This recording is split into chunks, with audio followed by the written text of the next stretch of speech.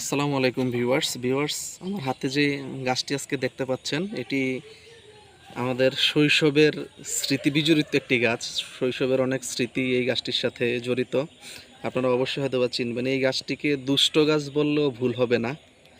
এই গাছটি শহরের মানুষের কাছে কেমন পরিচিত তা আমি বলতে পারবো না, তবে গ্রামের মানুষের কাছে অবশ্যই এটি পরিচিত হওয়ার কথা। এই গাছটি হচ্ছে বিছুটি গাছ। এই গাছটিকে অঞ্চল ভিত্তিক বাংলাদেশে বিভিন্ন নামে ডাকা হয়। কোথাও ছোত্রা, কোথাও চোসরা, কোথাও চুলচুল্লা। বিশেষ করে উত্তরবঙ্গের দিকে এটাকে চুলচুল্লা নামেই পরিচিত এই গাছটা। এই বিছুটি গাছের ইংরেজি নাম হচ্ছে স্ট্রিঙ্গিং নেটল। এর বৈজ্ঞানিক নাম হচ্ছে ট্রাজিয়া ইনভোলুক্রেটা। এই গাছটির আধিনিবাস হিসেবে বিবেচিত করা হয় ইউরোপ মহাদেশকে, এশিয়া মহাদেশকে এবং উত্তর আফ্রিকা মহাদেশকে।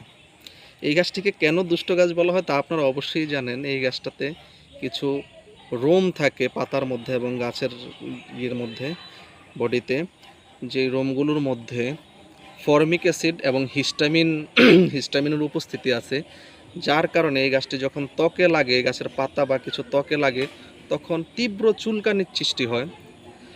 এজন্য আর কি এটাকে আমরা দুষ্ট গাছ হিসাবেও চিনতাম ছোটোবেলা থেকে। এটি খুবই ভয়ঙ্কর, তীব্রতা খুবই বেশি চুলকানির।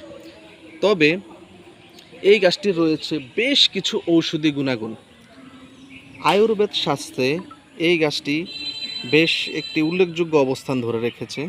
এটি আগাছা মনে হলো অত্যন্ত উপকারী এবং ভেষজ উদ্ভিদ। এতে রয়েছে প্রচুর আয়রন, ম্যাগনেসিয়াম, পটাশিয়াম এবং ভিটামিন A, C, যা রোগ প্রতিরোধ ক্ষমতা বাড়ায়। ডায়াবেটিস এবং রক্তচাপ নিয়ন্ত্রণও এই গাছের উপকার পাওয়া যায় এই গাছের ব্যবহারে। এছাড়াও কিডনি ও মূত্রনালীর সমস্যা দূর করতে এর শিকড়ের যে রস তা কাজে লাগে।